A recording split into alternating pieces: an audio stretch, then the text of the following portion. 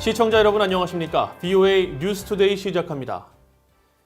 북한이 유엔 안보리 대북 결의로 규정한 연간 정제유 수입 한도 50만 배럴보다 8배나 많은 정제유를 불법적으로 수입한 것으로 유엔 대북 제재 전문가 패널 보고서를 통해 드러났습니다. 또 사이버 해킹 등으로 엄청난 자금을 탈취하고 있는 북한이 정보통신기술 IT 분야에서 최소 1,000명 이상을 해외에 파견해 외화벌이를 시키고 있는 것으로 파악됐고 유럽에 진출한 북한 프로축구 선수들도 해외 노동자로 규정됐습니다. 첫 소식 지다겸 기자가 보도합니다.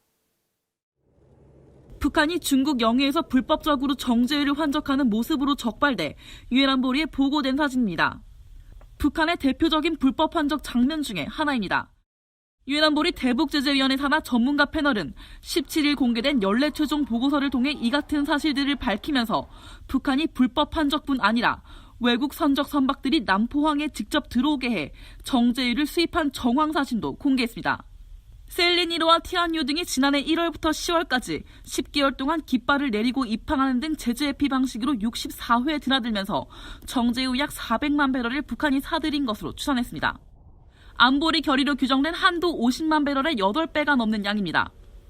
This is the primary method in which they are obtaining fuel to run the economy, and it's ship-to-ship transfers is an excellent way to avoid the restrictions imposed by the cap on fuel, which is 500,000 barrels a year. 전문가 패널은 또 북한이 불법적인 석탄 수출과 사이버 공격, 노동자 파견 등으로 외화벌이를 해왔다고 밝혔습니다. 특히 중국 해운사 선박까지 불법 석탄 수출에 가담하고 있다면서 닝보 저우산항 앞바다에 정박한 북한 선박들의 사진을 공개해 중국 정부의 의도적인 묵인을 지적했습니다. 보고서는 또 북한 군수공업부에 소속돼 전 세계로 파견된 정보기술 관련 노동자들이 최소 1,000명에 이른다고 지적했습니다. 북한 정권은 이들의 월 평균 임금 5,000달러 가운데 매달 1,700달러를 송금받아 연간 2천만 달러를 취하는 것으로 추정됐습니다.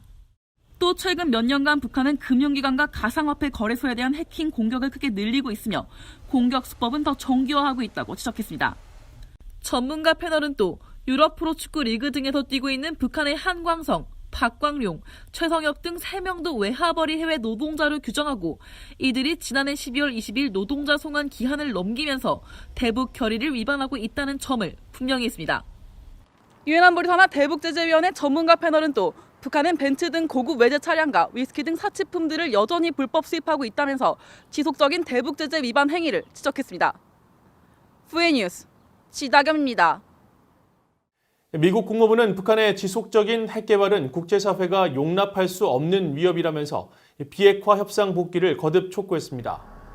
국무부 대변인은 17일 국무부가 최근 북한의 핵과 생물무기 지속개발 등의 내용이 담긴 보고서를 의회에 제출한 데 대한 VOA의 질문에 북한이 지속적으로 불법적인 핵무기와 탄도미사일 프로그램을 개발하고 무기 확산 활동을 벌이고 있는 것은 국제사회가 용납할 수 없는 위협이 된다며 이같이 밝혔습니다.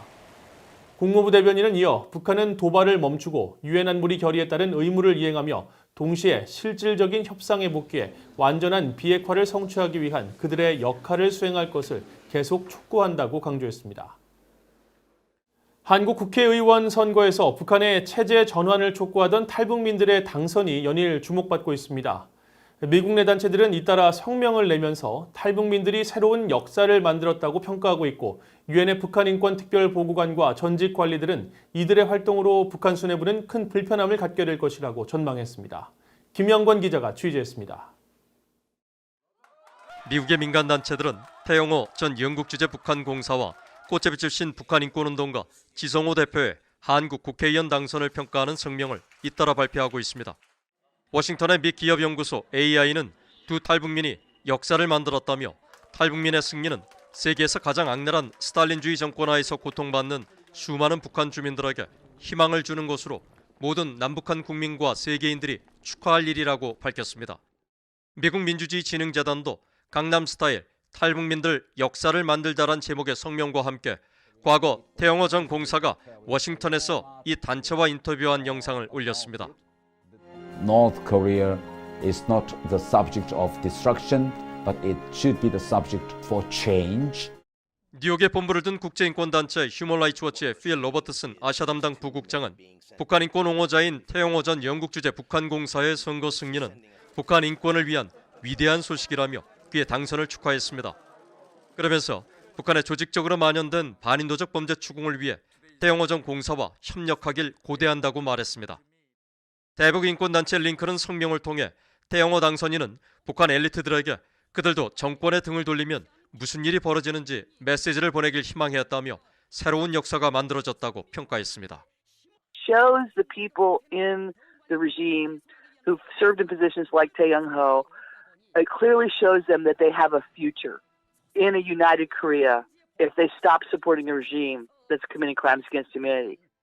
토마스 퀸타나 유엔 북한인권 특별보고관은 VOA에 이들의 국회 활동은 북한 수뇌부에 큰 걱정이 될 수 있다고 말했습니다.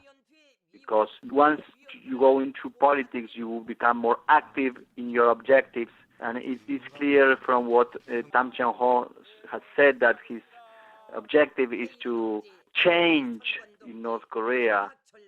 로버트 킹 전 국무부 북한인권 특사는 3만 3천여 명의 한국 내 탈북민들 가운데 국회의원이 2명이 나왔다는 건 한국인들의 개방성과 자유롭고 열린 선거제도의 모습을 북한에 보여주는 매우 긍정적인 신호라고 평가했습니다. Well, I'm sure the North Korean leadership are uncomfortable with what's happening. I mean, anytime there's an election where there's free choice and free opportunity to select candidates, it calls attention to North Korea's system, which does not provide that freedom. 두 탈북민의 한국 국회 입성을 환영하고 높이 평가하는 이들 전문가들과 민간단체들은 이런 변화를 계기로 북한 정권은 주민들의 인권 개선에 적극 나서야 한다고 지적했습니다. VOA 뉴스 김영권입니다.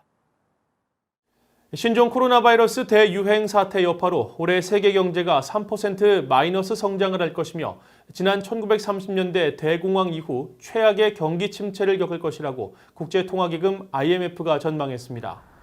국제통화기금 IMF는 지난 15일 공개한 세계 경제전망 보고서를 통해 이같이 전망하면서 아시아 태평양 지역의 경제 성장률은 60년 만에 처음으로 0% 성장에 머물 것이라고 예상했습니다.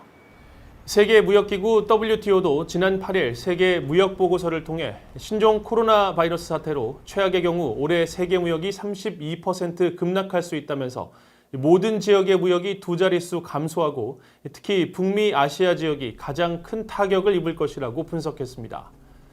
한편 키슬루스 전미 북한위원회 사무총장은 16일 한 토론회에 참석해 중국의 경제 의존을 하고 있는 북한 역시 신종 코로나 바이러스 사태로 인한 경제적 충격을 피할 수 없을 것이라고 지적했습니다.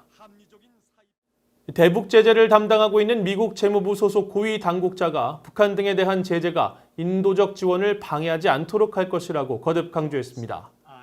미국 재무부 산하 해외자산 통제실의 안드레아 가키 실장은 17일 워싱턴 민간 연구기관인 신미국 안보센터가 주최한 화상회의에서 재무부 해외자산 통제실장으로서 제재가 신종 코로나 바이러스 사태와 관련한 인도적 지원과 활동에 걸림돌이 되지 않도록 할 것이라고 밝혔습니다.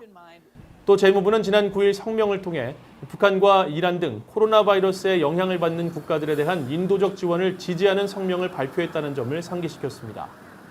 또 16일 재무부가 설명 자료를 통해 북한 등 제재 대상국에 대한 인도적 지원 기준을 상세히 설명했다면서 명시되지 않은 기타 인도적 지원 요청들은 우선순위와 긴급성 등 인도적 지원 기준에 따라 평가해 나갈 것이라고 설명했습니다.